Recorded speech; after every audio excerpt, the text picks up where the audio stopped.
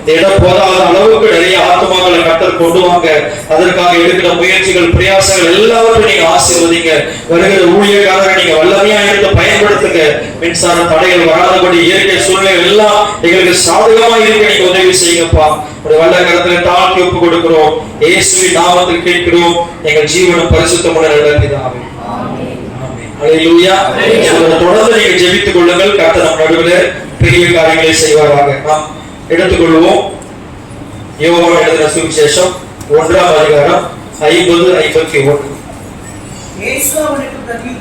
இயேசு அவனுக்கு பிரதியுத்தரமாக, அத்திமரத்தின் கீழே உன்னை கண்டேன் என்று நான் உனக்கு சொன்னதினாலேயே விசுவாசிக்கிறாய்.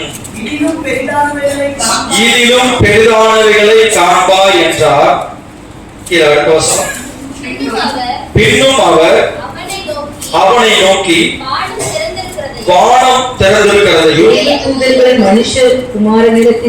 தேவதூதர்கள் மனுஷகுமாரனிடத்திலிருந்து ஏறுகிறதையும் நீங்கள் இதுமுதல் காண்பீர்கள் என்று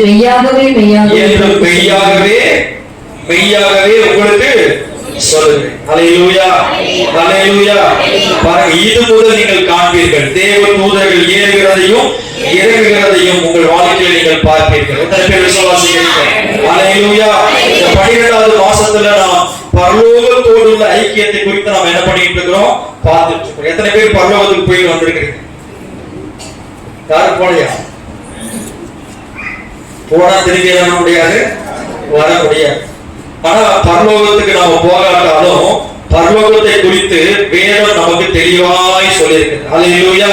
நாம பரலோகம் ஒண்ணு இல்லைன்னா இந்த பூலோகம் ஒண்ணு கிடையாது. பரலோகத்தில் இருக்கிற தேவன் தான் இந்த பூமி என்ன பண்ணிருக்கிறார்? ஆண்டவர் உண்டாக்கி இருக்கிறார். அந்த பரலோகத்துக்கும் இந்த பூலோகத்துக்கும் என்ன எப்பொழுதுமே தொடர்பு இருக்குது. ஆதியில ஆதாமை உண்டாக்கின நாளிலிருந்து இந்த நாள் வரைக்கும் என்ன இருக்குது?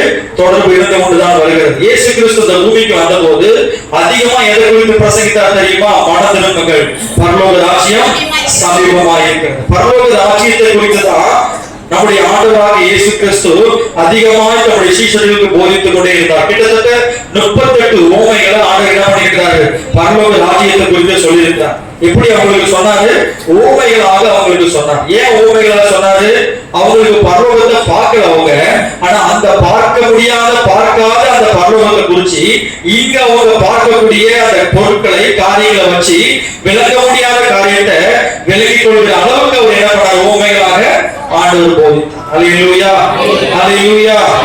இன்றைக்கு பரலோக ராஜ்யம்னா அது எப்படி இருக்கும்? பரலோகம் எப்படி இருக்கும்? அங்க என்னென்ன இருக்கும்? எல்லாம் நமக்கு என்ன பண்ணிருக்குது?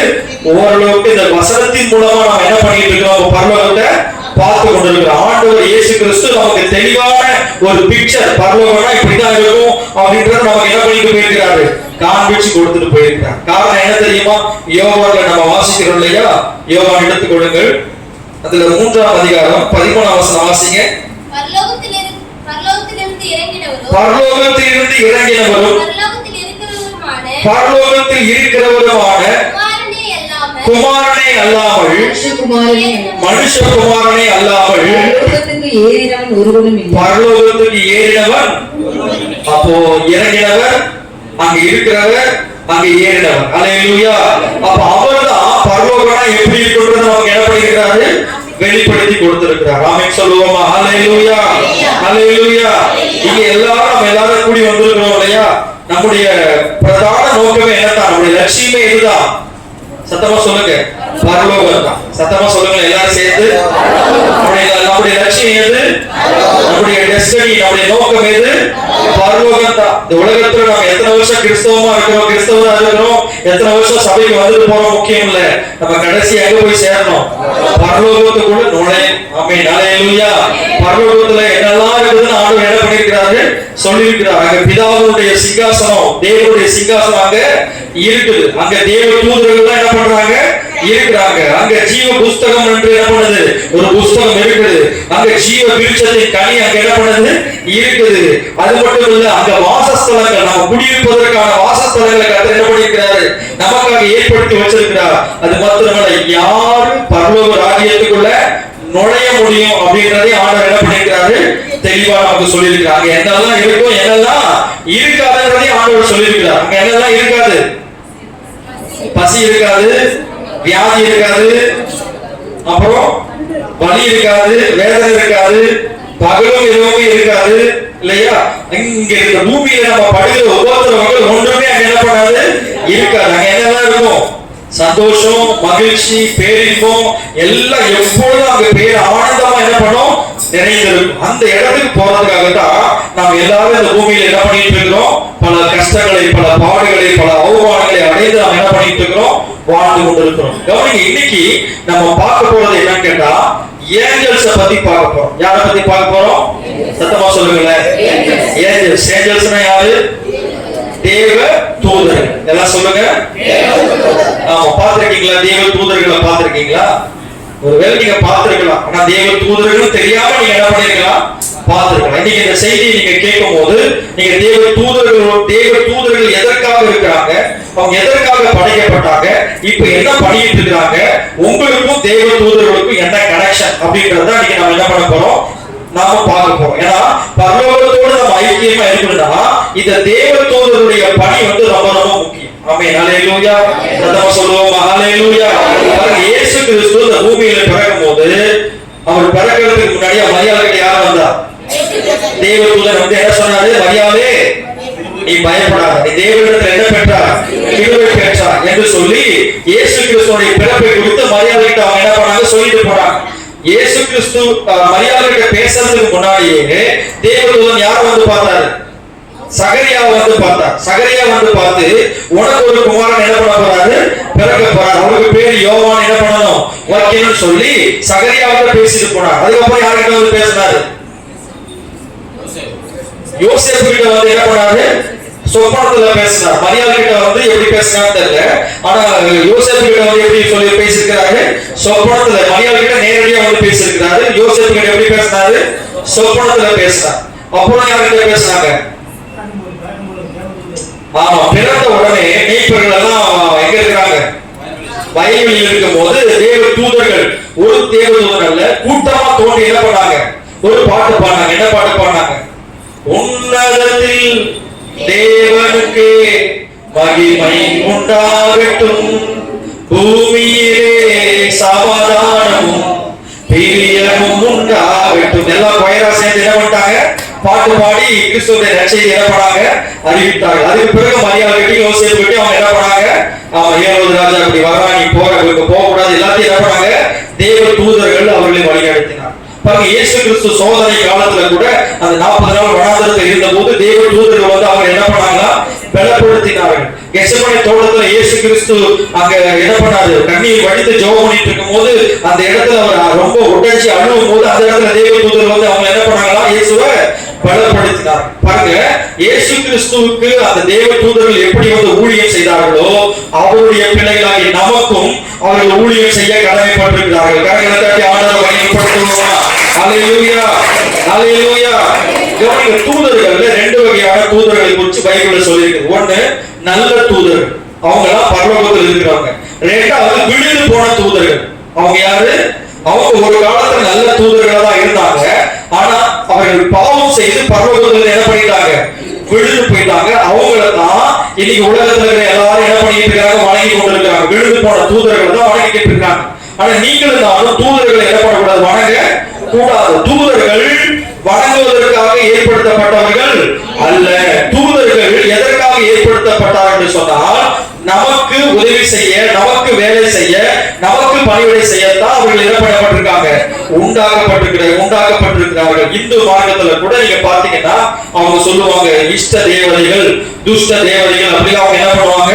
சொல்றது நீங்க கேட்டிருப்பீங்க இல்லையா? மூதேவி, அப்புறம் சனிய, இதெல்லாம் கேட்டிருக்கீங்களா இல்லையா? இதெல்லாம் என்ன, எதனால அவங்க சொல்றாங்க? தேவதைகள் தான் அவங்க என்ன பண்றாங்க? அப்படி சொல்றாங்க. முஸ்லிம்களை கூட நீங்க பாத்தீங்கன்னா அவங்களும் சில வார்த்தைகளை வச்சு தீய ஆவிகளை என்ன பண்றாங்க? சொல்றாங்க. இது எல்லாமே யாரும் கேட்டா விழுந்து போன தூதர்கள், விழுந்து போன தேவ தூதர்கள். அவன் தான் பிசாசா, குட்டி சாத்தானா எல்லாமே என்ன பண்ணிட்டு இருக்காங்க? உலகத்துல அலைந்து கொண்டிருக்கிறாங்க. ஆனா தேவ தூதர்கள், நல்ல தேவ தூதர்கள் இப்ப எங்கதான் இருக்கிறாங்க? தேவனோடு கூட தான் இருக்கிறாங்க. இன்னைக்கு அவங்கள பத்தி தான் நம்ம பார்க்க போறோம். எத்தனை பேர் பார்க்கறதுக்கு ஆர்வமா இருக்கிறீங்க? ஹல்லேலூயா. இப்ப இந்த இடத்துல கூட நிறைய தேவ தூதர்கள் நின்று கொண்டிருக்கிறாங்க. எல்லாம் சந்தோஷம். ஆசைப்படுறாங்க. பரவாயில்ல, எங்களை பத்தி நீங்க பிரசங்கம் பண்ண போறாங்களா அப்படின்னு என்ன பண்றாங்க. ஆமா, நிறைய தேவ தூதர்களுக்கு தேவ தூதர்கள் ஏதோ தேவ தூதர்கள் ஏஞ்சல்ஸ் பைபிள் படிக்கிறதோ அப்படியே விட்டுறாங்க. இன்னைக்கும் அவங்க நம்ம நடுவில் இருக்கிறாங்க, நம்ம பக்கத்துல இருக்கிறாங்க, நம்ம போகும்போது வரும்போது இருக்கிறாங்கன்றது நமக்கு என்ன பண்ண மாட்டது, தெரிய மாட்டது. நீங்க வேத வசன ஆதாரங்களோட தேவ தூதர்களுக்கும் நமக்கும் என்ன சம்பந்தம், என்ன உறவு என்பதை நம்ம என்ன பண்ண போறோம், பார்க்க போறோம். கவனிக்கிறீங்களா? எஸ் பிரதர், அல்லேலூயா, அல்லேலூயா. கவனிங்க, நீங்க சொல்ற வசனத்தை எல்லாம் நீங்க படிக்கும் போது தேவ தூதர்களை குறித்து நீங்க அதிகமா என்ன பண்ண முடியும், அறிந்து கொள்ள முடியும். இதுக்கப்புறம் தேவ தூதர்களை கொண்டு நீங்க நிறைய காரியங்கள் என்ன பண்ண போறீங்க, செய்ய போறீங்க. சங்கீதம் 8ஆம் அதிகாரம் 5ஆம் வசனம் வாசிங்க. சங்கீதம் 8:5. நீர் அவனை தேவ தூதரிலும் சற்று சிறியவனாக்கினீர், மகிமையினாலும் கனத்தினாலும் அவனை என்ன செய்கிறார், முடி சூட்டினீர். யாரை குறித்து இந்த இடத்துல சொல்லப்பட்டிருக்குது, நம்மளை குறித்து தான் சொல்லப்பட்டிருக்குது. நம்ம எல்லாரையும் தேவ தூதரை விட சற்று சிறியவனா கர்த்தர் என்ன பண்ணிருக்கிறாரு, உண்டாக்கி இருக்கிறார். கவனி, நம்மளாம் ஆண்டவர் எதை உண்டாக்குறாரு, மண்ணுனால உருவாக்குறார். ஆனா தேவ தூதர்களை மண்ணுனால என்ன ஆகல, உருவாக்கல. அவர்களை ஆண்டவர் தம்முடைய மகிமையினால என்ன பண்ணியிருக்கிறாரு, உண்டாக்கி இருக்கிறார். தம்முடைய அக்கினியினால அவங்களை என்ன பண்ணியிருக்கிறாரு, உண்டாக்கி இருக்கிறார். தம்முடைய மகத்துவமான கிரிகளினால தேவ தூதர்கள் என்ன பண்ணியிருக்கிறாரு, உண்டாக்கி இருக்கிறார். நல்ல கவனிங்க, எல்லாரும் கவனமா கவனிங்க. தேவ தூதர்கள் ரொம்ப பெருசாவும் இருப்பாங்க, ரொம்ப சின்னதாகவும் அவங்களால என்ன பண்ண முடியும், மாற முடியும். அவர்கள் ஆவிகளா இருக்கிறாங்க. எப்படி இருக்கிறாங்க, நம்மளை போல அவங்களுக்கு சரீரம் இருந்தாலும் அந்த சரீரம் மகிமையின் சரீரமா இருக்கிறதுனால பூட்டப்பட்ட வீட்டுக்குள்ள கூட அவங்களால வர முடியும், வர முடியும். அவங்களுடைய வேகத்தை நீங்க பாத்தீங்கன்னா மின்னலுடைய வேகத்தை போல இருக்குமா. எப்படிப்பட்ட வேகம், மின்னல் வேகம் எவ்வளவு ஃபாஸ்டா போகும். ஒரு டக்குன்றது இந்த பக்கம் வந்து என்னோட பேசுங்க, அப்பதான் தூக்கம் வர. மின்னல் வேகம் எவ்வளவு தூரம் இருக்கும், கண்ண மூடி. நாம தேவ தூதர்கள் அவ்வளவு ஃபாஸ்டா போவாங்க. அதனாலதான் அவங்க டக்குனு பரவ இங்க வந்துடுறாங்க, இங்க இருந்து டக்குனு எங்க போயிடுறாங்க, அங்க போயிடுறாங்க இல்லையா. அவ்வளவு வேகமா அவங்க செயல்படக்கூடியவர்கள் தேவ தூதர்கள். அல்லேலூயா. பாருங்க, வேதத்தில் அவர்களை குறித்து சொல்லப்பட்டிருக்கிறது. அவங்களுக்கு ரெக்கைகள் இருக்குது. என்ன இருக்குது, சில தேவ தூதர்களுக்கு 2 ரெக்கை இருக்கும், சில தேவ தூதர்களுக்கு 4 ரெக்கை இருக்கும், சில தேவ தூதர்களுக்கு 6 ரெக்கை இருக்கும் இல்லையா. அந்த தூதர்களுக்கு கேருபீன்கள், சேராபீன்கள் என்று என்ன பண்ணப்படுது, சொல்லப்படுது. அந்த தூதர்கள் 2 சட்டைகளால தன்னுடைய முகத்தை மறைச்சுக்கிட்டு, 2 சட்டைகளால தன்னுடைய கால்களை மறைச்சுக்கிட்டு, 2 சட்டைகளால பறந்து சேனைகளின் கர்த்தர் பரிசுத்தர் பரிசுத்தர் பரிசுத்தர் என்ன பண்ணிட்டே இருக்கிறாங்க, அந்த சிங்காசனத்தை சுற்றி சுற்றி என்ன பண்ணிட்டு இருக்காங்க, ஆராதித்து கொண்டே இருக்கிறார்கள். பாருங்க, வேதத்துல தெளிவா அந்த இடத்துல சில தூதர்களை குறித்து சொல்லப்பட்டிருக்கிறது. ஒன்று மிகாவேல் தூதர். யாராவது, மிகாவேல் தூதர். அந்த மிகாவேல் தூதரை குறித்து நாம படிக்கும் போது அவர் யுத்தம் செய்கிற தூதர், ஆர்மி, அந்த கேப்டன் ஆஃப் தி ஆர்மி. அவர் தான் யுத்தங்கள் எல்லாம் நடத்துகிறவர், பயங்கரமான யுத்தம் செய்து ஜெயிக்கிறவர், அவர் தேவனுக்காக யுத்தங்களை நடத்துகிறவர். அவர் பேர் என்னது, மைக்கேல். இங்கிலீஷ்ல நீங்க சொன்னீங்கன்னா மைக்கேல். இன்னைக்கு கூட ஆர்சி சபையில பாத்தீங்கன்னா மைக்கேல் எல்லாம் ஒரு தெய்வமா என்ன பண்ணிட்டு இருக்காங்க, கும்பிட்டு இருக்காங்க இல்லையா. அடுத்தது நீங்க பாத்தீங்கன்னா காப்ரியேல். அவர் யாரு, நற்செய்தி அறிவிக்கிற தூதர். அவருடைய வேலையை செய்திகளை கொண்டு போய் ஆண்டவர் சொல்ற செய்தியை அப்படியே கொண்டு வந்து என்ன பண்ணுவார், தம்முடைய ஜனங்களுக்கு, தம்முடைய பிள்ளைகளுக்கு சொல்ற வேலை யாருடைய வேலை, காபிரியேல் தூதனுடைய வேலை. எல்லாம் கவனிக்கிறீங்களா. மிகாவேல் தூதனுடைய வேலை என்ன, பின்னாடி இருக்கிற பாண்டியமாக சொல்லுங்க. எந்த தூதரோ இருந்துட்டு போறேன், என் கை வலி கால் வலி சரியான போதும் அப்படின்ற மாதிரி சில பேர் உட்கார்ந்துருக்கு. அந்த தூதர் தான் உங்களை தூக்கிட்டு போவார். உங்களுக்கு தெரியுமா, கால் வலிக்கிறது அப்படியே உங்களை தூக்கி தோல்களை தூக்கி, உங்களுக்கு தெரியாது எப்படிதான் நான் நடந்தனே எனக்கு தெரியல பாஸ்டர், அப்படியே அந்த இடத்துக்கு கொண்டு போய் அது உங்களுக்கு தெரியாமலே அவங்க என்ன பண்ணுவாங்க, உங்களுக்கு உதவி செய்ய. அதனால கவனிங்க, உங்களுக்கு தான் நான் பேசிட்டு இருக்கிறேன். அந்த மிகாவேல் தூதன் உங்களுக்கு யாராவது உங்களை எதிர்த்து வராங்களா, நீங்க ஜெபம் பண்ணீங்கன்னா அந்த தூதன் போய் அவர் என்ன பண்ணுவாரு, சண்டை போட்டு அவங்களை மடங்கடிப்பார். இந்த தூதன் காபிரியேல் தூதன் என்ன பண்ணுவாருன்னா, நீங்க ஜெபம் பண்ணிட்டு இருக்கும் போது உங்க ஜெபத்துக்கான பதில் அவர் என்ன பண்ணுவாரு, தேவனுடைய வார்த்தையை சுமந்து கொண்டு வந்து உங்களோட பேசுவார். ஆமென், அல்லேலூயா.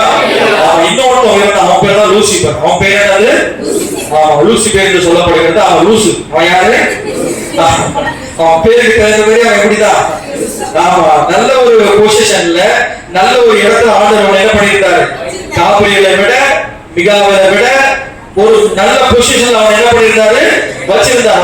அவன் சிறகு அசைத்தாலே அவ்வளவு இசை அப்படியே அந்த ஆராதனை டீமுக்கு அவன் என்னவா இருந்தான், ஒரு பெரிய லீடரா இருந்தான். தேவனை பாடுவதும் தேவனை ஆராதிப்பதும் தேவனை மகிமைப்படுத்துவதும் நல்ல ஒரு பொசிஷன்ல கட்ட வச்சிருந்தான்.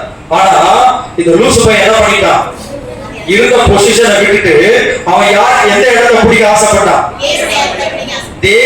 தேவனுடைய சிங்காசனத்தை பிடிக்கிறதுக்கு அவன் என்ன பண்ணா, அவன் மட்டும் இல்ல அவன் கூட ஒரு கூட்டத்தை சேர்த்துக்கிட்டு நம்ம எல்லாரும் எங்க போனோம், தேவன் உட்கார்ந்துருக்காரு இல்லையா அந்த இடத்துல போய் நான் உட்கார்றேன், நீங்க எனக்கு எல்லாம் ஜாலியா போறவங்கள என் கூட நான் என்ன பண்றேன் வச்சுக்கிறேன், தேவனை கீழே தள்ளி விட்டுருவோம் அப்படின்னு அவன் நினைச்சா பாருங்க. பெரும் அவனுக்குள்ள வந்த உடனே நான் தான் எல்லாத்தையும் விட நான் தான் பெருசு, நான் தான் உடனே பரலோகத்துல இருந்து எங்க விழுந்துட்டான், பூமியில கீழே விழ தள்ளப்பட்டு போனான். அவன் தான் பழைய பாம்பா மனுசர்பமா இன்னைக்கு பிசாசா இன்னைக்கு விக்கிரகமா ஒவ்வொரு கோயிலையும் அவன் என்ன பண்ணிட்டு இருக்கிறான், ஆளுகை செய்து கொண்டிருக்கிறான், உட்கார்ந்து கொண்டிருக்கிறான். ஒவ்வொரு மலைகளையும் ஒவ்வொரு குன்றுகளையும் ஒவ்வொரு மரத்துகளையும் அவன் என்ன பண்ணிட்டு இருக்கிறான், விழுந்து போன தேவ தூதர்கள் தான் இன்னைக்கு அவனுடைய ஆசை என்னவா இருந்துச்சு, நான் தெய்வமாகணும், எல்லாரும் என்ன பண்ணணும் வணங்கணும், நான் கடவுளா இருக்கணும், அதான் ஆசைப்பட்டா. அதுதான் இந்த பூமியில என்ன பண்ணிட்டு இருக்கிறான், செய்து கொண்டிருக்கிறான். ஆனால் நீங்களும் நான் நம்முடைய கண்கள் திறக்கப்பட்டு அவன் நல்ல தெய்வம், உண்மையான கடவுள் ஒருத்தர் இருக்கிறார், அவர் இயேசு கிறிஸ்து என்பதை நாம் அறிந்து கொள்ளும்படியாக ஆண்டவருடைய கண்களை திறந்திருக்கிறார். ஆமென் சொல்லுவோம். ஹல்லேலூயா ஹல்லேலூயா. இந்த தேவ தூதர்கள் அழிக்கப்பட முடியாதவர்கள். அவங்க என்ன பண்ண முடியாது, அழிக்கப்படவே முடியாது. இந்த தேவ தூதர்கள் மனுஷனுக்கு முன்னாடியே உண்டாக்கப்பட்டது. மனுஷன் உண்டாக்குறதுக்கு முன்னாடி பல கோடி வருஷத்துக்கு முன்னாடி யாரை உண்டாக்கிட்டார், ஆண்டவர் தேவ தூதர்களை உண்டாக்கிட்டார். இந்த விழுந்து போன தேவ தூதர்கள் மனுஷன் உண்டாக்குறதுக்கு முன்னாடி அவங்க என்ன பண்ணுவாங்க, விழுந்து போனவங்க. ஆனா இந்த மனுஷனை கர்த்தர் உண்டாக்கும் போது அவன் எப்படி உண்டாக்குனார், தேவ தூதனை போல உண்டாக்கல, மண்ணினாலே அவன் என்ன பண்ணாரு உண்டாக்குனார். ஏன் தெரியுமா, அந்த லூசிபருக்குள்ள வந்த அந்த பெருமை நமக்குள்ள என்ன பண்ணிடக்கூடாது, வந்துடக்கூடாது. இன்னைக்கும் நமக்குள்ள பெருமை வரும்போது ஆண்டவர் சொல்லி, நீ யார், ஒரு மண்ணு. நம்ம மண்ணு நினைச்சா நமக்குள்ள என்ன வராது, நான் சம்திங் நீங்க நினைச்சுக்கிட்டா ஒரு மண்ணு ஆண்டவர் என்ன பண்றாரு, அவன் நம்முடைய பெருமையை உடைக்கிறதுக்காகவே ஆண்டவர் எப்படி வச்சிருக்கிறார், அவளை மண்ணான சரீரத்துல உண்டாக்கி வச்சிருக்கிறார். ஆமென் ஹல்லேலூயா. இரண்டாவது பாருங்க, நம்முடைய பெருமையை உடைக்கிறதுக்காகவே ஏழே தோட்டத்தில் இருக்கிற மண்ணில கூட ஆண்டவர் செய்யல, அது வெளியில இருக்கிற மண்ணில செஞ்சுதான் எங்க கொண்டு போனாரு, ஏழே தேவத்துக்குள்ள அழைத்து கொண்டு போனான்னு சொல்றாரு. ஆமென் ஹல்லேலூயா. ஏன்னா நமக்குள்ள என்ன வந்துடக்கூடாது, சத்தமா சொல்லுங்களேன், பெருமை வந்துடவே கூடாது.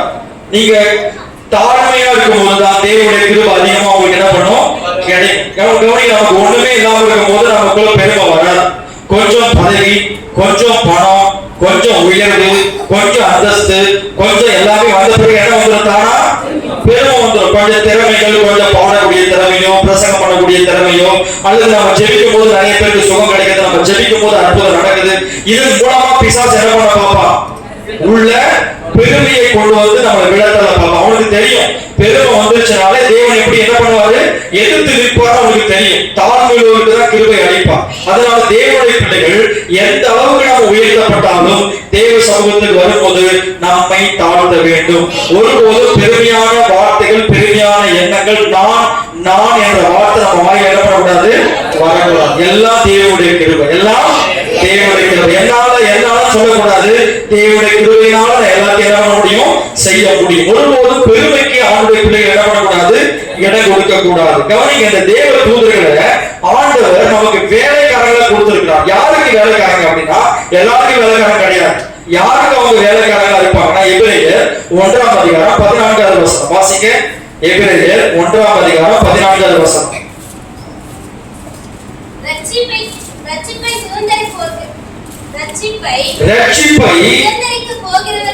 சுதந்தரிக்க போகிறவர்களின் நிமித்தமாக ஊழியம் செய்யும்படிக்கு அவர்கள் எல்லோரும் அனுப்பப்படும்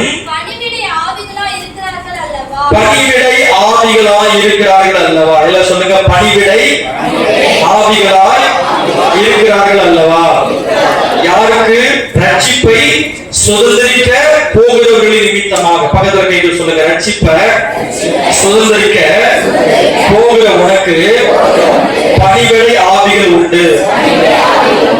மந்திரவாதிகள் கூட என்ன இருக்கும், குட்டிச்சாத்தா இருக்கும். என்ன இருக்கும், அதே போல நமக்கு ரட்சிப்பை சோதரிக்க போற நமக்கு என்ன ஆவி இருக்குது?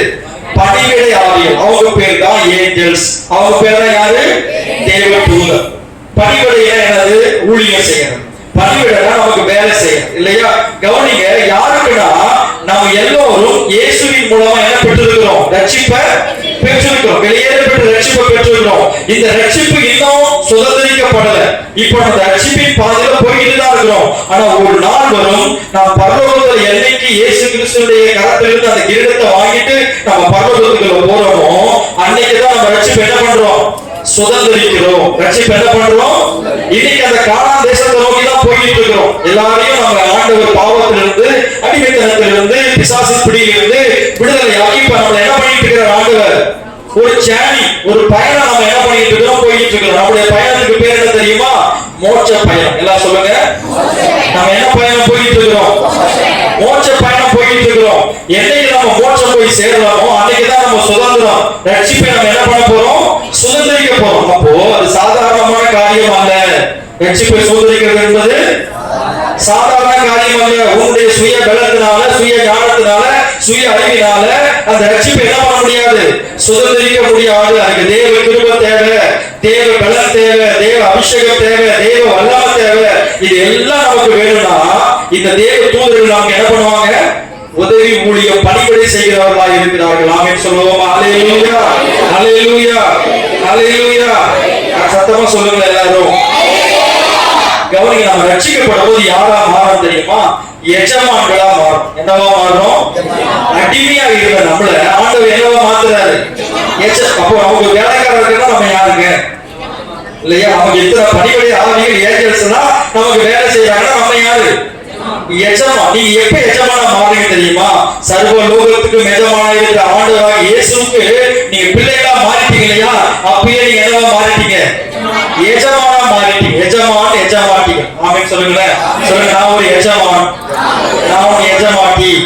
எனக்கு நிறைய தேவ தூதர்கள் பணிவிடை என்ன பண்றாங்க? செய்கிறவர்களாக இருக்கிறார்கள். அல்லேலூயா. எதனால உங்களுக்கு அந்த பணிவிடை ஆவிகள் வந்தாங்க தெரியுமா? நீங்க யார் தெரியுமா?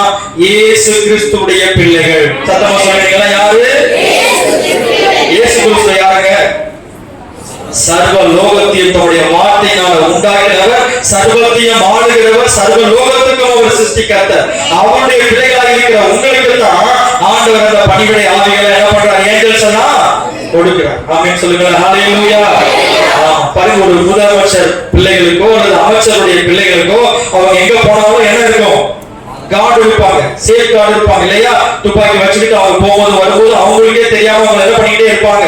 பாதுகாத்து கொண்டே இருப்பாங்க. ஒரு அமைச்சர், ஒரு முதலமைச்சர், ஒரு பிரதமர், இவர்களுடைய அதிபருடைய பிள்ளைகளுக்கு அவ்வளவு பாதுகாப்பு இருக்கும்னா வானத்தையும் பூமியை உண்டாக்கின சர்வ லோகத்துக்கு ஆண்டவராக இருக்கிற இயேசு கிறிஸ்துவுக்கு நீங்க பிள்ளைகளாக இருப்பீங்கன்னு சொன்னால் உங்களுக்கு எவ்வளவு பாதுகாப்பு ஆண்டவர் கொடுத்திருக்கிறார். ஆமென் சொல்லுவோமா? எனக்கான பாதுகாப்பு உணர்ந்திருக்கீங்களா? நான் தனியா இருக்கிறேன், நான் தனியா இருக்கிறதா சொல்லிருக்கீங்க. உங்க கூட காவிகளா நிக்கிறாங்க, உங்களுக்கு இடப்பட மாறுது. தூதர்களும் அவங்க பக்கத்துல தான் நிக்கிறாங்க. நீங்க நினைக்கிறீங்க நான் தனியா இருக்கிறேன், நான் தனியா வண்டி ஓட்டிட்டு போறேன், நான் தனியா காட்டுல வேலை செய்யறேன், நான் தனியா வீட்டுக்குள்ள இருக்கிறேன். இல்ல, உங்க கூட தெய்வ தூதர்கள் என்ன பண்றாங்க? இருக்கிறாங்க. அதை நீங்க விசுவாசிக்கணும், அதை நீங்க நம்பணும். ஏன்னா அது சத்தியம். இன்னைக்கு நம்ம அதை குறிச்சுதான் என்ன பண்ண போறோம்? தியானிக்க போறோம். ஆமென் சொல்லுங்க. ஹல்லேலூயா.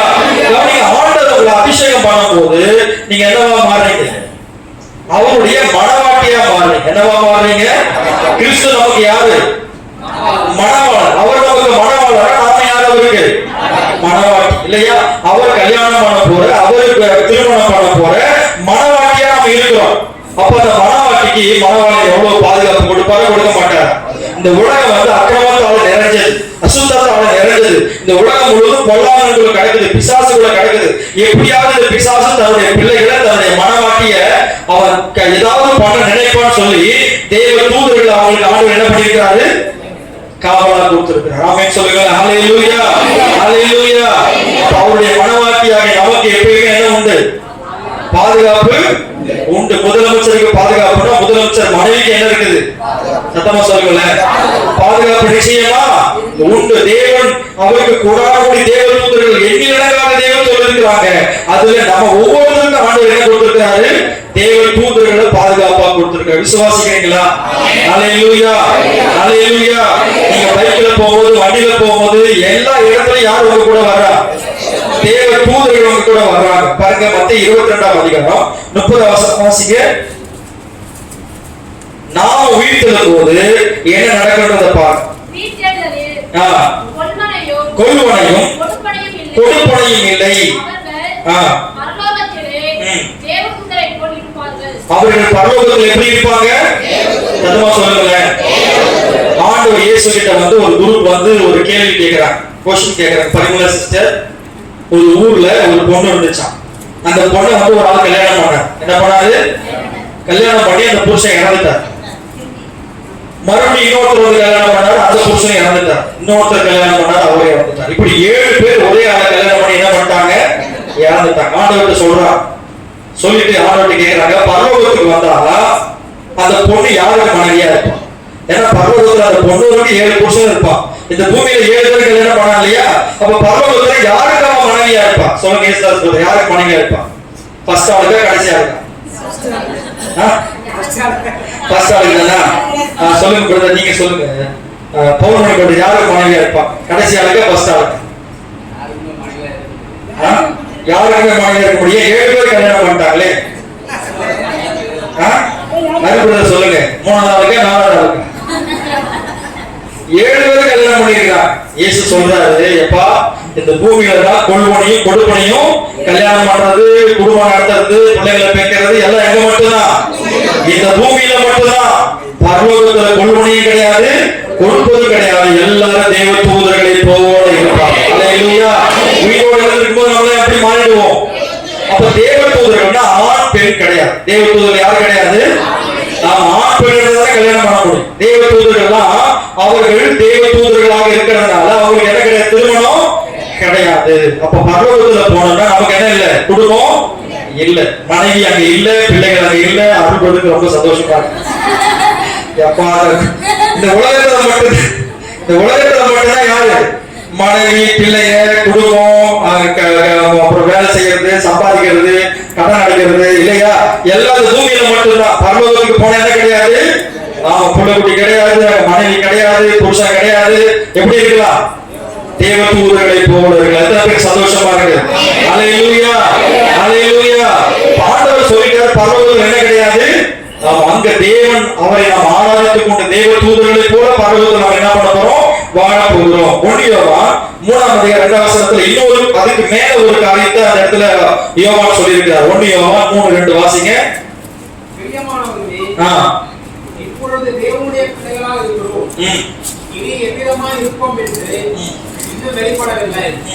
ஆகிலும் அவர் வெளிப்படும் போது அவர் இருக்கிற வண்ணமாகவே நாம் அவரை தரிசிப்பதினால் அவருக்கு ஒப்பாயிருப்போம் என்று ஆமென். கரங்களை தட்டி ஆண்டவரை மகிமைப்படுத்துவோம். ஹல்லேலூயா. தேவ தூதர்களை விட கர்த்தர் எப்படி மாத்துறாரா? தேவ தூதர்கள் யாரும் இயேசுவை போல இருக்க மாட்டாங்க. ஆனா நீங்களும் நானும் இன்னைக்கு அவருடைய பிள்ளைகளா இருக்கிறோம் இல்லையா? நாம் இயேசுவை பார்க்கும் பொழுது யாரை போலவே இருப்போம்? இயேசுவை போலவே இருப்போம். கரங்களை தட்டி நல்ல உற்சாகமான மகிமைப்படுத்துங்க. ஹல்லேலூயா. இயேசுவை பார்க்கும்போது யாரை போல இருப்போம்? இயேசுவை போலவே இருப்போம். சொல்லுவாங்கல்ல, அப்பா மாதிரியே இருக்கிற புள்ள அப்படின்னு. அதே மாதிரி இயேசுவை போலவே நம்ம முகம் என்ன பண்ணிடும்? மாறிடும். கவனிக்கல, இன்னொரு பெரிய பாக்கியம் என்ன தெரியுமா உங்களுக்கு? தேவ தூதர்கள் யாருக்கும் அவர் தன்னுடைய சிங்காசனத்துல சீட்டு கொடுக்கவே இல்ல. ஆனா செயல் கொள்கிறவன் எவனோ அவன் என்னோடு கூட சிங்காசனத்துல வந்து அமர்ந்திருப்பான் என்று ஆண்டவர் சொல்றார். எவ்வளவு சந்தோஷம்! உற்சாகமா கரங்களை தட்டுங்க. அல்லேலூயா. கோடானகோடி 1000-10,000மான தேவ தூதர்கள் அங்க இருந்தாலும், இரவும் பகலும் அவர் ஆராதிச்சாலும், இரவும் பகலும் அவருக்கு வேலை செஞ்சாலும் யாரையும் தான் கூட உட்கார வைக்கவே இல்ல. யார் உட்கார வைக்க போறாரு தெரியுமா? யார் உட்கார வைக்க போறாரு? உங்களை தான், நம்மள தான் என்ன பண்ண போறாரு? அவர் தன்னுடைய சிங்காசனத்துல என்ன பண்ண போறாரு? உட்கார வைக்க போறாரு. ஆனா அதுக்கு நாம என்ன பண்ணணும்? ஜெயிக்கணும். என்ன பண்ணணும்? ஜெயம் கொள்ளணும். இந்த உலகத்தை ஜெயிக்கணும். பாவத்தை என்ன பண்ணணும்? ஜெயிக்கணும். சாத்தானை என்ன பண்ணணும்? ஜெயிக்கணும். சாதாரண காரியமா? சொல்லிடலாம், ஜெயிக்கணும். ஆனா அதற்காக பணிவிடை தூதர்கள், ஆவிகளாக தேவ தூதர்கள் என்ன பண்ணிருக்காங்க? இந்த நல்ல தேவ தூதர்கள் ஜெயிக்க நம்மளை வைக்கிறதுக்கு என்ன பண்ணிக்கிட்டே இருப்பாங்க? நம்மளை உற்சாகப்படுத்திக்கிட்டே இருப்பாங்க, நம்மளை பலப்படுத்திக்கிட்டே இருப்பாங்க, நம்மளை வழி நடத்திக்கிட்டே இருப்பாங்க. அதுக்காகத்தான் இந்த தேவ தூதர்கள் ஆண்டவர் நமக்கு பணிவிட ஆவியை கொடுத்திருக்கிறார். நமக்குள்ள யார் வாசம் பண்றா? இயேசு கிறிஸ்து, பரிசுத்த ஆவியானவர், பிதாவாகிய தேவன் இல்லையா? நம்ம கடந்த நாட்டில் வாசித்த போது, ஒருவன் என் கற்பனைகளை கைக்கொண்டு என் வார்த்தைகளை கேட்டு அதன்படி நடந்தால் நாங்கள் அவரிடத்தில் வந்து என்ன பண்ணுவோம்? வாசம் பண்ணுவோம். யோவான்ல வாசிக்கிறோம் இல்லையா? 14ஆம் அதிகாரத்துல நம்ம வாசிக்கிறோம். 23ஆம் வசனம் ஒருத்தர் வாசிங்க. யோவான் 14:23. இயேசு அவனுக்கு பிரதியுத்தரமாக, ஒருவன் என்னில் அன்பாய் இருந்தால் அவன் என் வசனத்தை கைக்கொள்வான். அவனில் என் பிதா அன்பாய் இருப்பார். நாங்கள் அவனிடத்தில் வந்து அவர்களோடு என்ன பண்ணுவோம்? சத்தமா சொல்லுங்க, அவனோடு என்ன பண்ணுவோம்? அப்ப பரலோகமே நமக்குள்ள இறங்கி வந்துரும் இல்லையா? பிதாவாகிய தேவன், குமாரனாகிய இயேசு கிறிஸ்து, பரிசுத்த ஆவியானவர் எல்லாமே நமக்குள்ள வந்துட்டாங்க. யார்தான் பரலோகம்? சத்தமா சொல்லுங்க. உங்க சரீரம் தான் பரலோகம். சொல்லுங்க, என் சரீரம் தான் பரலோகம். அப்போ தேவதூதருடைய வேலையை என்னத்தான்? பரலோகத்தில் இருக்கிற தேவனுக்கு பணிவிடை செய்யறதா, அவருடைய சித்தத்தை செய்யறதா, அவருக்கு சேவை செய்யறதா தேவதூதருடைய வேலை. அப்ப உங்களுக்குள்ள அந்த தேவன் இருக்கிறதுனால, உங்களுக்குள்ள இயேசு இருக்கிறதுனால அவர்கள் உங்களுக்கு என்ன பண்ணிட்டே இருப்பாங்க? உதவி செய்து கொண்டே இருப்பார்கள். இயேசப்பாவுடைய விருப்பம் என்ன தெரியுமா? எப்படியாவது நீங்க என்ன பண்ணிடணும்? எங்க வந்து சேர்ந்துடணும்? அவங்க பக்தர் பாடல், எப்படியும் உன் வருகையிலே உங்களுடைய பிள்ளையாக என்ன பண்ணுங்க ஆண்டவரே? சேர்த்துக் கொள்ளுங்க. எத்தனை பேர் விசுவாசிக்கிறீங்க அவருடைய வருகையில் எடுத்துக்கொள்ளப்படணும்? ஒருவேளை அவருடைய வருகை தாமதிக்குமானால், மரணம் வந்தாலும் அவரை சந்திக்கிறதுக்கு நாம் எப்படி இருக்கணும்? எப்பொழுதும் ஆயுதமா இருக்கணும். பாருங்க, இன்னைக்கு ஒரு 7 காரியங்களை நான் வேகமா சொல்லி முடிக்க போறேன். எபிரேயர் 12ஆம் அதிகாரத்துல 22ல இருந்து 24 வரைக்கும் வாசிங்க. எபிரேயர் 12 22ல இருந்து 24 வரைக்கும். இதை வாசிக்கும் போது ஒரு 8 காரியங்களை இந்த இடத்துல ஆண்டவர் சொல்றார். நீங்களோ அப்படின்னு அவரை பார்த்து தேவன் சொல்லிட்டு ஒரு 8 காரியத்தை இந்த இடத்துல சொல்றார். அது என்னென்ன காரியம் அப்படின்றத தெளிவா எல்லாம் கவனமா கவனிங்க. நீங்களோ சீயோன் மலையிடத்திற்கும் ஜீவனுள்ள தேவனுடைய நகரமாகிய பரம எருசலேமிடத்திற்கும் 1000-10,000 தேவதூதரிடத்திற்கும் பரலோகத்தில் தேர்ந்தெடுக்கிற முதற்கட்டமானதை சர்வ சங்கமாகிய சபையிடத்திற்கும் யாவருக்கும் நியாயாதிபதியாகிய தேவனிடத்திற்கும் பூரணராக்கப்பட்ட நீதிமானுடைய ஆவியிடத்திற்கும் புது உடன்படிக்கையின் மத்தியஸ்தராகிய இயேசுவினிடத்திற்கும் ஆவியனுடைய ரத்தம் பேசுவதை பார்க்கிறோம் நன்மையானவைகளை பேசுகிற ரத்தமாகிய தெளிக்கப்படும் ரத்தத்தினிடத்திற்கும் வந்து சேர்ந்தீர்கள். என்ன சொல்றது? எங்க வந்து சேர்ந்தீங்க? நீங்க சும்மா சொல்றீங்க, அப்படியே அசால்ட்டா சொல்றீங்க, சர்ச்சுக்கு வந்துட்டேன் அப்படின்னு. ஆனா வேதம் உங்களை பத்தி என்ன சொல்லுது தெரியுமா? முதல்ல நீங்க எங்க வந்தீங்களா? சீயோன் மலையிடத்துக்கு. எங்க வந்திருக்கிறோம் நாமோ? சீயோன் மலையிடத்துக்கு. அடுத்து எங்க வந்தோம்? பரம எருசலேம் இடத்திற்கும். அதுக்கப்புறம் 1000-10,000 தேவதூதர்கள் இடத்துக்கும். அதுக்கப்புறம் எங்க? சர்வ சங்கமாகிய சபை இடத்திற்கும். அதுக்கப்புறம்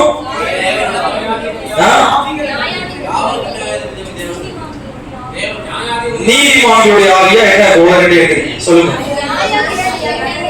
தேவனிடத்திற்கும். தேவனிடத்திற்கும் சொன்னா போதும். தேவனிடத்திற்கும் அப்புறம்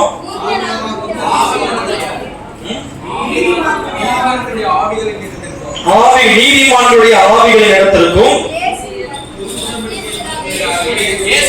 இயேசு கிறிஸ்துவின் இடத்திற்கும் தெளிக்க நமக்காக சிந்தப்பட்ட ரத்தத்தின் இடத்திற்கும். எத்தனை மொத்தம்?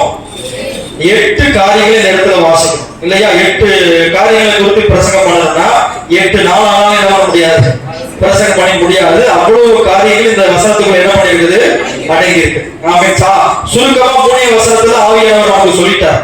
நம்ம சபைக்குள்ள வந்து சேர்ந்திருக்கோம்னா இத்தனை காரியத்தை நம்ம என்ன பண்ணிருக்கோம்? இப்போ வந்து சேர்ந்திருக்கிறோம். இப்படிப்பட்ட காரியத்தை நம்ம ஒரே ஒரு காரியத்தை மட்டும் நீங்க பார்க்க போறோம். 1000-10,000 தேவ தூதர்கள் இடத்திற்கு. அதாவது நம்ம பாஷையில சொல்ல போனா பல மில்லியன் கோடி தேவ தூதர்கள் நமக்கு என்ன பண்றாங்க? இருக்கிறாங்க. அதுல 7 காரியங்களை தேவ தூதர்கள் செய்கிறது குறித்து நீங்க நம்ம பார்ப்போம். லூக்கா 15ஆம் அதிகாரம் 10வது வசனம். லூக்கா 15:10. மனம் திரும்புகிற ஒரே பாவி நிமித்தம் பரலோகத்திலே தேவ தூதர்கள் முன்பாக என்ன உண்டாயிருக்குதா? சந்தோஷம் உண்டாயிருக்கிறது. பரலோகத்திலே தேவ தூதர்கள் சந்தோஷப்படுறாங்க. எதனால? மனம் திரும்புகிற ஒரே பாவி நிமித்தமாக. எல்லாம் சத்தம் அல்லே சொல்லுவோமா? எதனால சந்தோஷம்?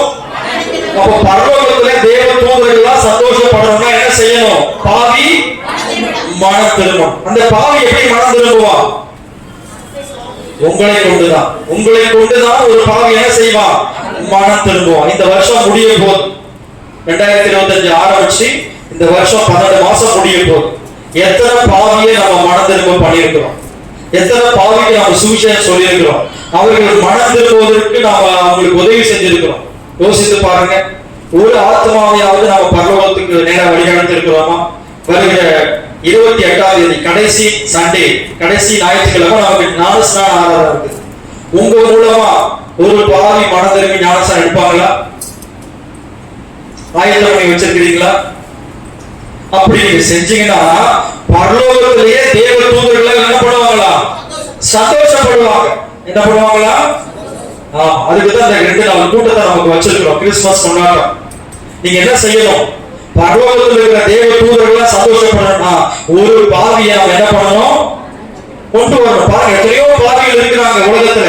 ஆனா ஒரு பாவி மனம் திரும்பினா பரலோகத்தில் என்ன உண்டாகுதா? மிகுந்த சந்தோஷம் உண்டாகும். எத்தனை பேர் அதை உணர்றீங்க? அல்லேலூயா. நம்ம அங்க போய் ஸ்வீட் கொடுக்க முடியாது, அங்க போய் நம்ம பாத்தியெல்லாம் இது வைக்க முடியாது. ஆனா இங்க ஒரு பாதியை நம்ம மனம் திரும்பிட்டோம்னா பரலோகத்தில் இருக்கிற தேவ தூதர்கள் அந்த இடத்துல மேகதாளத்தோடு சந்தோஷமா என்ன பண்ணுவார்கள்? கொண்டாடுவார்களே. உங்க மூலமா பரலோகம் சந்தோஷப்படணுமா வேண்டாம்? எத்தனை பேர் விரும்புறீங்க? என் மூலமா பரலோகத்துல ஒரு செலிப்ரேஷன் என்ன பண்ணணும்? நடக்கணும். ஏன்னா இயேசு கிறிஸ்து இந்த பூமியில இருக்கிற ஒவ்வொரு பாவிக்காகவும் ஒரு என்ன செஞ்சிருக்கிறார்? ரத்த சிந்தி தன்னுடைய ஜீவனை கொடுத்திருக்கிறாரே. அப்ப நீங்கள் நான் அவருடைய பிள்ளைகள். நமக்கு தேவ தூதர்களை கர்த்தர் என்ன பண்ணியிருக்கிறாரு? உதவி செய்யும்படியா கொடுத்திருக்கிறார். அந்த தேவ தூதர்களை பயன்படுத்தி இன்னைக்கு எத்தனை பேர் நம்ம ஊழியம் செய்யணும்? யோசித்து பாருங்க. கை நிறைய சம்பாதிச்சு வீட்டுக்கு கொண்டு வந்தா பிள்ளைங்க எல்லாம் சந்தோஷப்படுவாங்க. அப்படிதானே? பரவாயில்ல, எங்க அப்பா நிறைய சம்பாதிச்சிருக்கிறாரு, நிறைய நகை சேர்த்து வச்சிருக்கிறாரு, நிறைய பேங்க்ல போட்டு வச்சிருக்கிறாரு. ஆனா இதெல்லாம் பரலோகத்துல என்னவா இருக்காது? சந்தோஷமா இருக்காது. உன் பாக்கெட்ல எவ்வளவு பணம் இருக்குது, பீரோல எவ்வளவு பணம் இருக்குது, எவ்வளவு நீ சேர்த்து வச்சிருக்க நகை, அதெல்லாம் பார்த்து பரலோகம் சந்தோஷப்படாது. உனக்கு உன் குடும்பத்துக்கான சந்தோஷமா இருக்கலாம். ஆனா பரலோகத்துல அதெல்லாம் பார்த்தா எப்படி பார்ப்பாங்க? படத்துல எப்படி பார்ப்பாங்க? நமக்கு 500 ரூபாய் நோட்டை பார்த்தா அப்படியே வாயில பல்லெல்லாம் என்ன பண்ண வெளியில தெரியும். சில பேர் அதை கண்ணில் கூட என்ன பண்ணுவாங்க?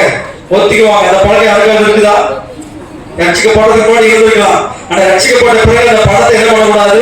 அப்படியே தெய்வமா நினைக்க கூடாது. பணம் ஒரு பேப்பர், அதுல அச்சிட்டு இருக்காங்க, அவ்வளவுதான். அது நமக்கு உதவி செய்யுது. ஒரு பொருளை வாங்குறதுக்கு, ஒரு காரியத்தை செய்யறதுக்கு அந்த பணம் நமக்கு என்ன பண்ணுது? உலகத்துல உதவி செய்தாலும் பரலோகத்துக்குள்ள எந்த பணமும் என்ன பண்ண முடியாது? போக முடியாது. அது ஒரு பேப்பரா தான் பார்ப்பாங்க.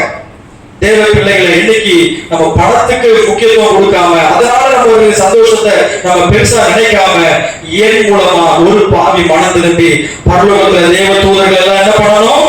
சந்தோஷப்படும். நீங்க சொல்றத பார்த்தா சந்தோஷப்படுற மாதிரி தெரியல. சந்தோஷப்படுவாங்களா? சத்தமா சொல்லுங்களேன். என் மூலமா ஒரு பாவி என்ன பண்ணணும்? மனம் திரும்பணும். நீங்க என்ன செய்வீங்களோ தெரியாது. எத்தனை தூதர்களை வேணா பயன்படுத்தி. அல்லேலூயா.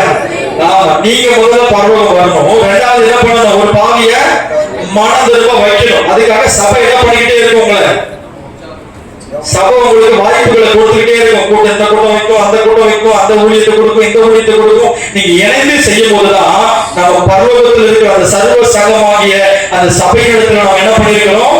வந்து சேர்ந்திருக்கிறோம். பாருங்க, நம்ம பந்தி எடுக்கும் போது இந்த இடத்துலதான் நம்ம பந்தி எடுக்கிறோம். ஆனா உலகம் முழுவதும் இருக்கிற பரிசுத்தவான்களோடு நம்ம என்ன பண்ணப்படுறோம்? இணைக்கப்படுகிறோம். தேவனுடைய சரீரமாகிய சபையோடு நாம் இணைக்கப்படுகிறோம். நாம் ஏதோ 100 பேர் நினைக்க கூடாது, ஏதோ மைனாரிட்டி, நாங்க ஒரு 3% தான் இருக்கிற நினைக்காதீங்க. உலகம் முழுவதும் இருக்கிற தேவனுடைய பிள்ளைகளோடு நாம் சர்வ சங்கமாக இணைக்கப்பட்டிருக்கிறோம். எத்தனை பேர் விசுவாசிக்கிறீங்க? அல்லேலூயா, அல்லேலூயா. பாருங்க, தேவனுடைய பிள்ளைகள் நாம் எல்லாரும் கர்த்தர் எப்படி வச்சிருக்கிறாரோ அந்த வசனத்துல வாசிச்சோம் இல்லையா? சர்வ சங்கமாகிய சபை. சபை என்பது ஏதோ இந்த இடத்துல இருந்து மட்டும் சபை கிடையாது. உலகம் முழுவதும் கர்த்தர் இடம் வச்சிருக்கிறாரு. பல்லாயிரக்கணக்கான கோடிக்கணக்கான தேவனுடைய பிள்ளைகள் அவருக்காக என்ன பண்ணிட்டு இருக்காங்க, வாழ்ந்து கொண்டிருக்கிறார்கள். அவங்க முதல்ல தேவ தூதர்கள் என்ன பண்ணுவாங்க, சந்தோஷப்படுவாங்க. தேவ தூதர்கள் என்ன பண்ணுவாங்க, எப்ப சந்தோஷப்படுவாங்க சொல்லுங்க, எல்லாரும் சொல்லுங்க. ஒரு பாதி மனம், நீங்க எல்லாம் மனம் திரும்பும் போது பரலோகத்துல என்ன உண்டாயிருக்கும்? ஆமா, நீங்க மனம் திரும்பும் போது சந்தோஷம் உண்டானது போல நீங்க சொல்லணும், ஆண்டவரே நான் செய்கிற ஊழியத்தின் நிமித்தமா, நான் உமக்காக செய்கிற சேவை நிமித்தமா அநேக பாவிகளை மனம் திரும்ப வைக்க எனக்கு உதவி செய்யுங்க. ஏன் மூலமா பரலோகத்துல என்ன பண்ணிக்கிட்டே இருக்கணும், அப்பப்போ சந்தோஷம் உண்டாகிட்டே இருக்கணும். தேவதூதர்கள் என் மூலமா சிரிச்சுக்கிட்டே இருக்கணும். அப்படி எனக்கு என்ன பண்ணுங்க ஆண்டவரே, கிருபையை தாங்க. பாருங்க, இரண்டாவது தேவ தூதர்கள் என்ன செய்வாங்க? மத்தேயு 18:10. ஒருவனையும் அற்பமாய் எண்ணாதபடிக்கு எச்சரிக்கையாயிருங்கள். அவர்களுக்குரிய தேவ தூதர்கள் பரமபிதாவின் சமூகத்தை எப்பொழுதும் தரிசிக்கிறார்கள் என்று உங்களுக்கு சொல்கிறேன். ஆமென், அல்லேலூயா. பாருங்க, வேதவசனம் சொல்லுது நாம எல்லாருக்கும் ஒரு தேவ தூதர் இருக்காங்களா. அந்த தேவ தூதர்கள் எப்பொழுதும் பரலோகத்துல என்ன பண்ணிட்டு இருக்காங்களா, பிதாவுடைய முகத்தை தரிசித்துக் கொண்டே இருக்கிறார்கள். யாருடைய தூதர்கள்? யாருடைய தூதர்கள் பிதாவுடைய முகத்தை தரிசிக்கிறாங்க? அந்த தூதர் இப்ப எங்க இருக்கிறாங்க? பரலோகத்துல பிதாவின் முகத்தை என்ன பண்ணிட்டு இருக்காங்க, தரிசித்துக் கொண்டே இருக்கிறார்கள். ஆமென், அல்லேலூயா. உங்களுக்காக அவங்க என்ன பண்ணிட்டே இருக்கிறாங்க, வேலை செஞ்சுக்கிட்டே இருக்கிறாங்க. நீங்க பண்ற ஜபத்துல அவங்க கொண்டு போவாங்க, பதில் எங்க கொண்டு வராங்க. உங்களுக்காக இந்த தேவ தூதர்கள் பரலோகத்துல என்ன பண்ணிட்டு இருக்காங்க. அதனால ஆண்டவர் சொல்றாரு, ஒவ்வொருத்தரையும் அற்பமா என்ன பண்ணாத, நினைக்காத. படிச்சவன் படிக்காதவன், இவன் ஏழை, இவன் அப்படி இப்படி என்ன பண்ணக்கூடாது, இந்த ஜாதி அந்த ஜாதி நினைக்காத.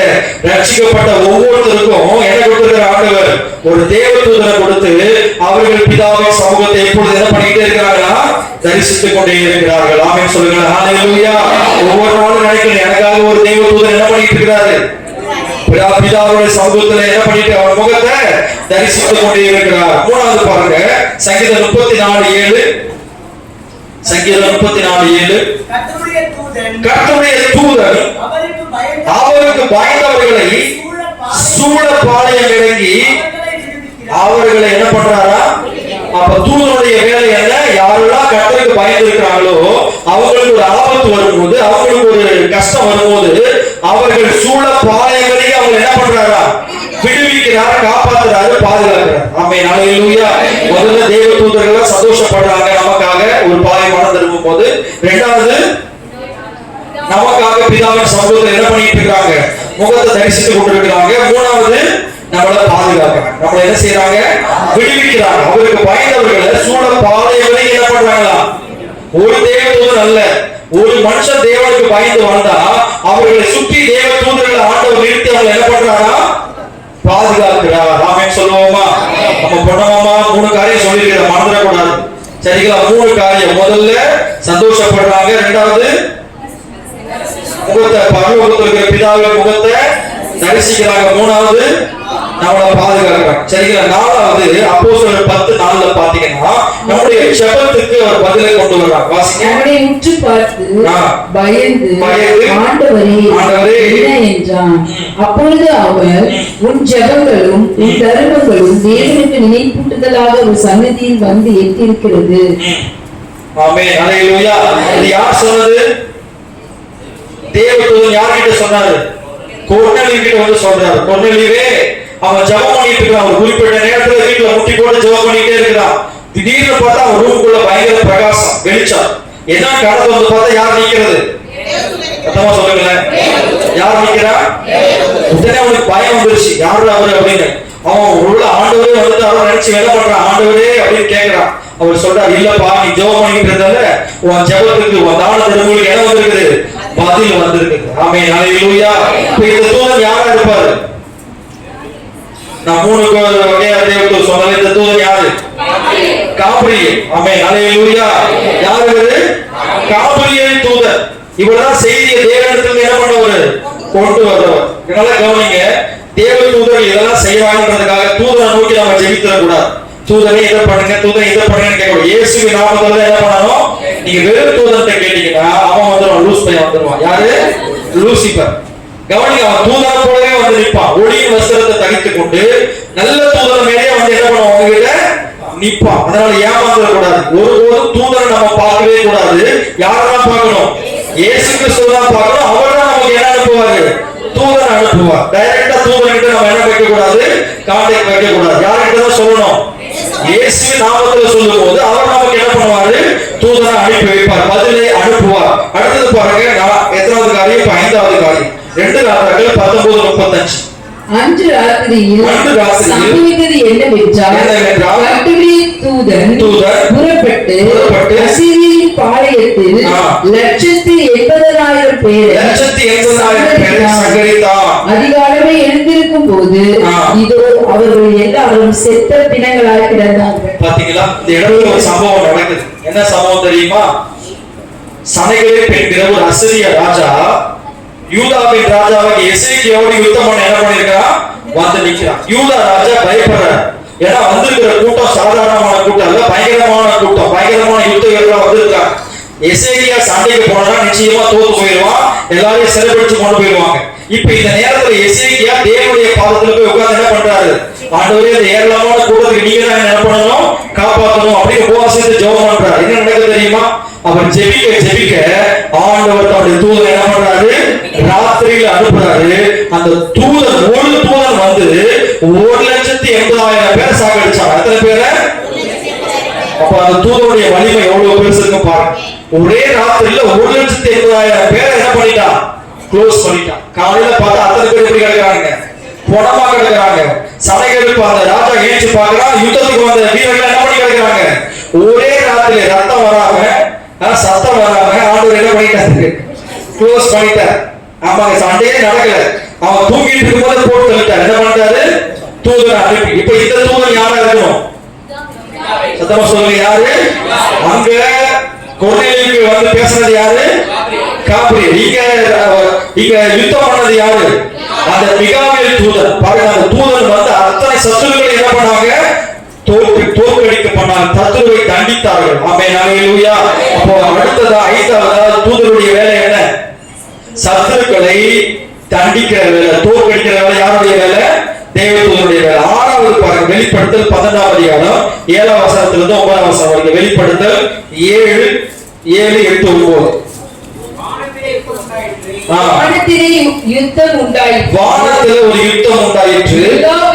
மிகாவேலும் சேர்ந்த தூதர்களும் அவனுடைய டீமும் வலு சர்ப்பத்தோட யுத்தம் பண்ணினார்கள். வலு சர்ப்பத்தோட யுத்தம் பண்ணினார்கள். வலு சர்ப்பமும் அதை சேர்ந்த தூதரும் யுத்தம் பண்ணியும் ஜெயம் கொள்ளவில்லை. யுத்தம் பண்ணியும் ஜெயம் கொள்ளவில்லை. வானத்தில் அவர்கள் இருந்த இடமும் காணப்படாமல் போயிற்று.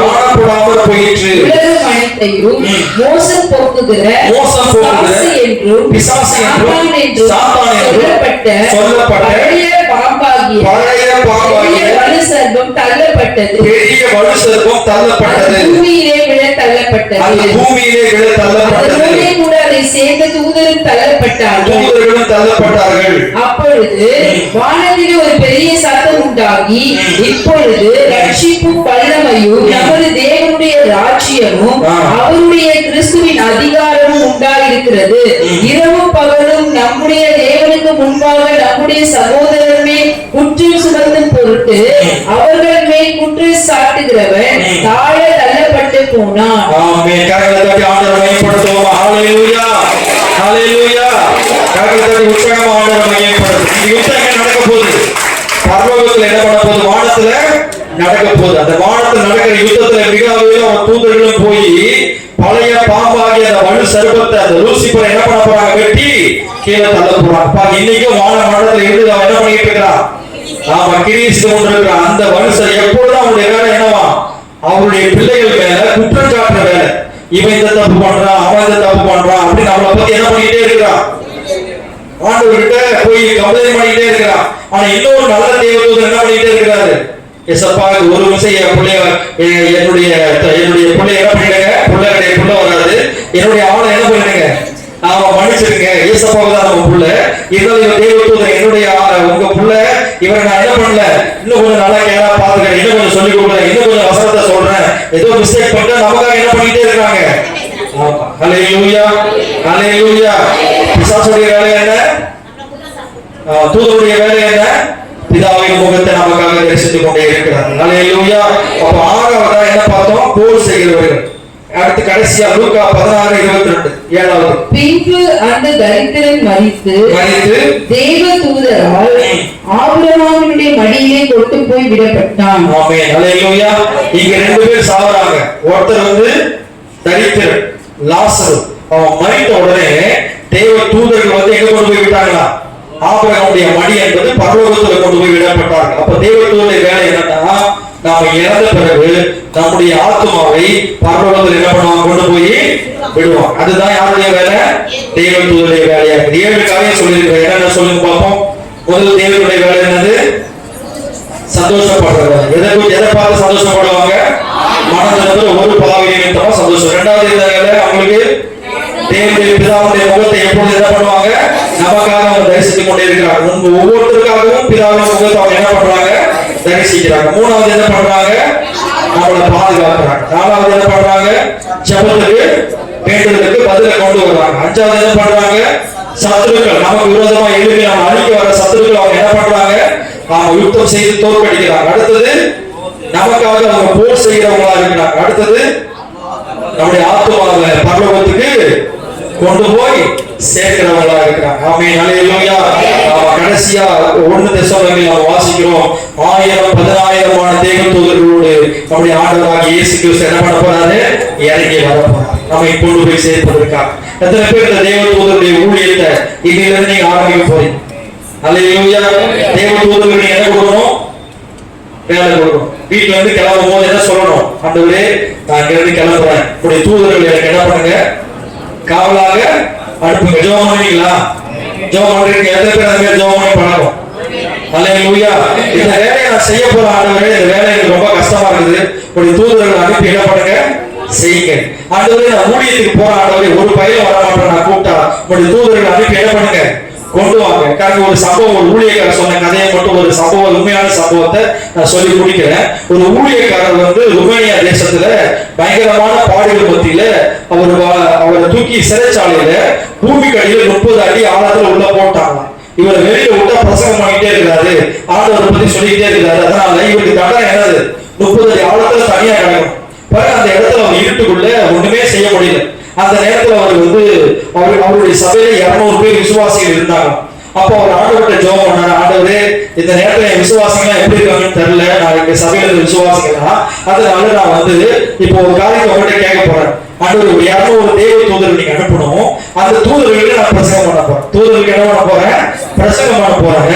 அந்த 200 தேவ தூதர்களும் போய் எங்க விசுவாசிங்க எங்க படுத்து இருந்தாலும், தூக்கி இருந்தாலும், எங்க வேலை பார்த்து இருந்தாலும், நான் பண்ற பிரசங்கத்தை அவங்கள்ட்ட போய் என்ன பண்ணணும்? சொல்லணும் அப்படின்னு என்ன பண்ணாங்கன்னா ஆண்டவர்கிட்ட ஜெபம் பண்ணாங்க.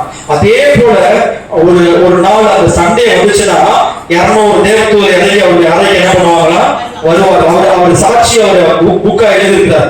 அந்த அறையே அவ்வளவு பிரகாசமா இருக்குமா. அந்த தூதர்கள் என்ன பண்ணுவாங்கன்னா பிரசங்கம் பண்ணுவார். இந்த காரியங்கள் இந்த வசனத்துல பிரசங்கம் பண்ணுவாரா. அந்த வசனத்தை உடனே அந்த பிரசங்கம் முடிஞ்ச உடனே 3/4 மணி நேரம் ஜெபம் பண்ணி பிரசங்கம் பண்ணி முடிச்ச உடனே தூதர்கள் எங்க பறந்து போவாங்க? எந்தெந்த விசுவாசி எங்க இருக்கிறாங்களோ அத்தனை பேருக்கு போய் அவங்க என்ன பண்ணுவாங்களா? அந்த பிரசங்கத்தை சொல்லுவாங்களா. இப்படி கிட்டத்தட்ட பல பிரசங்கம் என்ன பண்ணிருக்கிறாரு? செஞ்சிருக்கிறார். அதுக்கப்புறம் ருமேனியா தேசம் ரொம்ப கஷ்டப்பட்ட நிலையில அமெரிக்க தேசத்துல இருக்கிறவங்க இவ்வளவு பணம் கொடுக்குறோம், அந்த ஊழியக்காரங்க விட்டுருக்கோடனே அந்த பணத்தை வாங்கிட்டு ஊழியக்காரர் என்ன பண்றாங்க? வெளியில விட்டுட்டாங்க. அப்ப வெளியில வந்த பிறகு அவர் என்ன பண்ணிருக்காரு? அவருக்கு யோசனை நம்ம உள்ள இருக்கும் போது பிரசங்கம் பண்ணமே, அந்த பிரசங்கத்தை எல்லாம் நம்ம மறந்துட்டோம். ஆனா தேவ தூதர்கள் என்ன பண்ணிருக்காங்க? அதெல்லாம் கேட்டுருக்காங்களே. இப்ப அவங்க எல்லாம் கூப்பிட்டு நம்ம என்ன பண்ணுவோம்? அந்த பிரசங்கம் என்னன்னு கேட்போம்னு சொல்லும் போது அந்த ஊழியக்காரர் அந்த சிறைச்சாலையில உள்ள இருந்து என்னென்ன பிரசங்கம் பண்ணாங்களோ அத்தனை தேவ தூதர்களும் ஒவ்வொரு பிரசங்கமும் அவங்க என்ன பண்ணாங்கன்னா ஞாபகப்படுத்தினாங்க. அவர் எழுதி அது ஒரு புஸ்தகமா 2 புஸ்தகமா என்ன பண்ணிருக்கிறாரா? வெளியிட்டிருக்கிறார். இருட்டு அழைப்பிலிருந்து அவர் செய்த பிரசங்கம் இன்னைக்கு உலகம் முழுவதும் அநேகரால் வாசிக்கப்பட்டு ஆசீர்வதிக்கப்பட்டிருக்கிறது. சொல்லுவோமா? அல்லேலூயா. அப்ப தேவ தூதர்கள் ஊழியக்காரர்களுக்கு என்ன பண்ணிருக்கிறாரு? ஆமா. இப்போ இந்த 2 நாள் மீட்டிங் நடக்க போகுது. எத்தனை பேர் தேவ தூதர்களை பயன்படுத்த போறீங்க? நீங்க நினைக்கிறீங்க ஒரு ஆள் கூட வர மாட்டாங்க.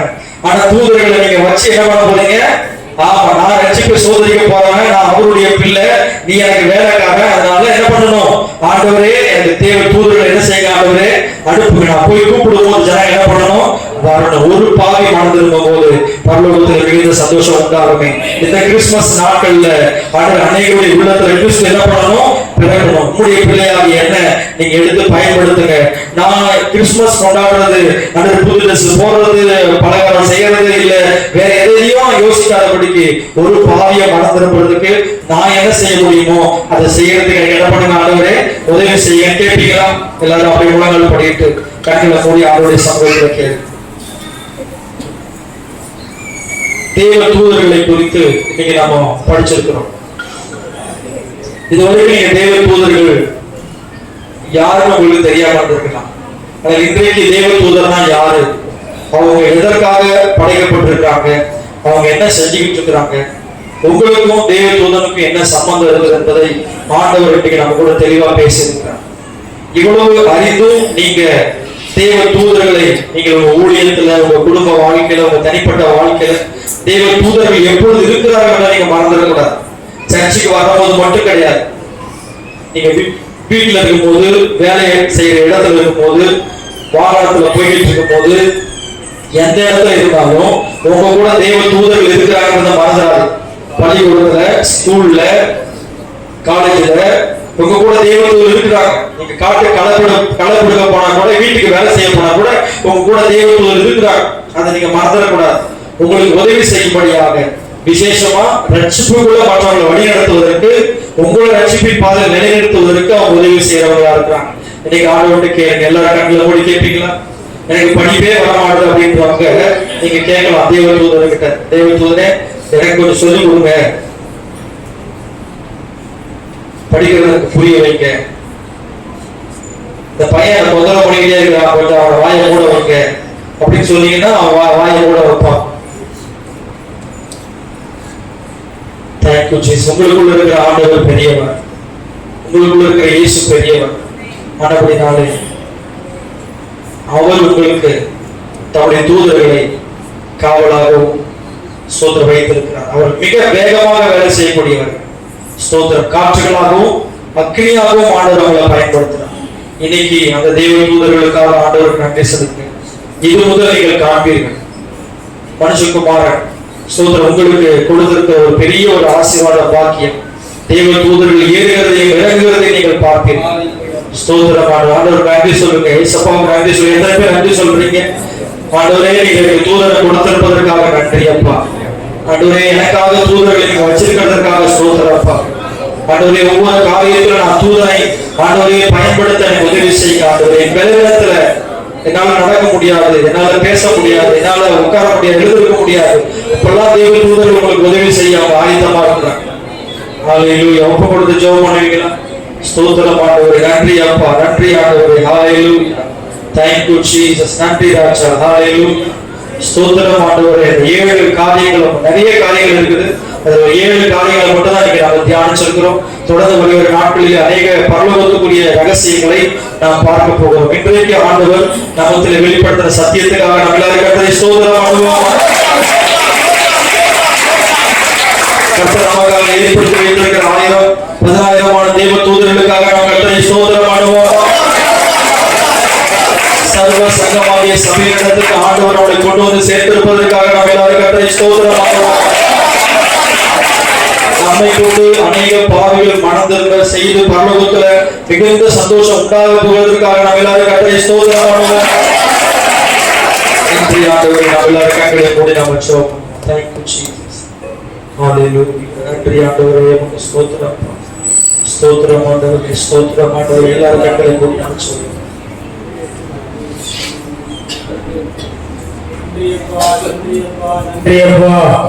உதவி செய்கிறார், பலன் தருகிறார். உதவி செய்கிறார், பலன் தருகிறார்.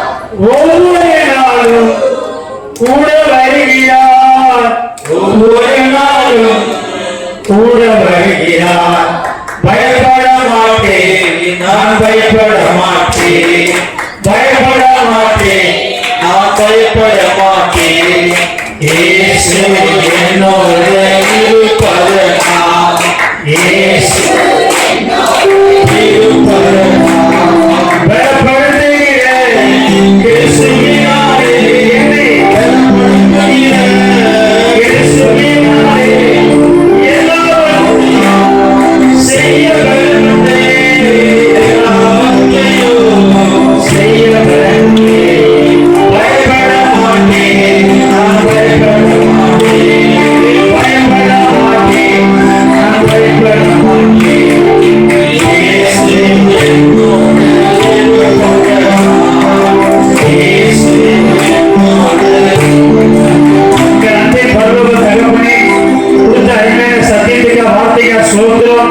ஒவ்வொரு ஆளுக்கும் ஒவ்வொரு தேவ தூதர்களை பணிகள் ஆவிகளாக கொடுத்திருக்கிறப்பா.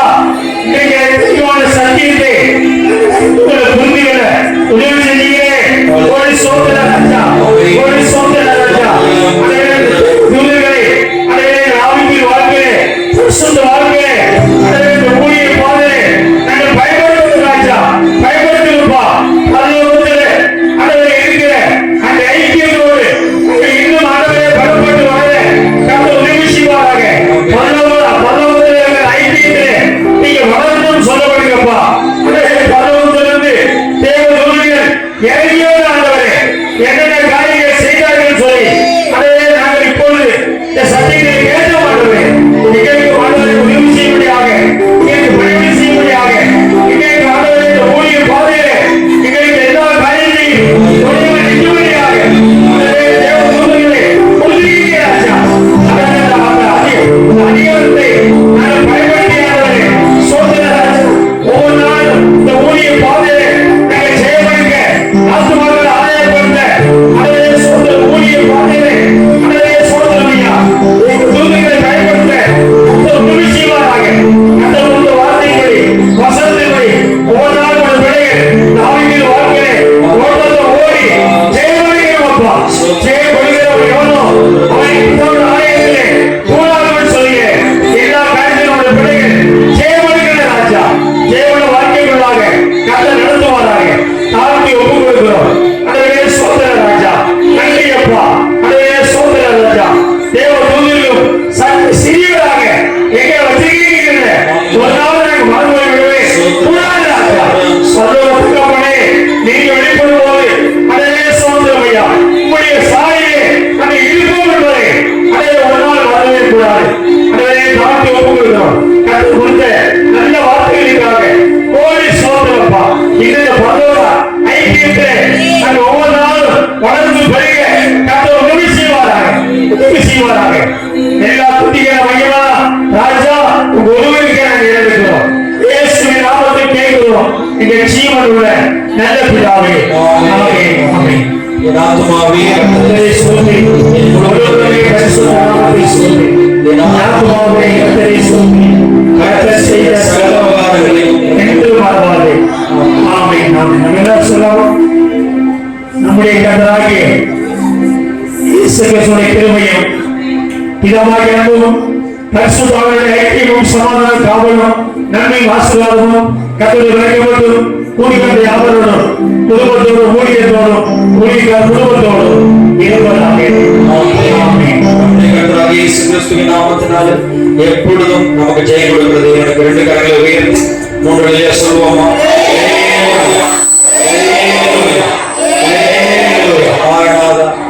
ஆமென். கர்த்தராகிய இயேசுவே சீக்கிரம்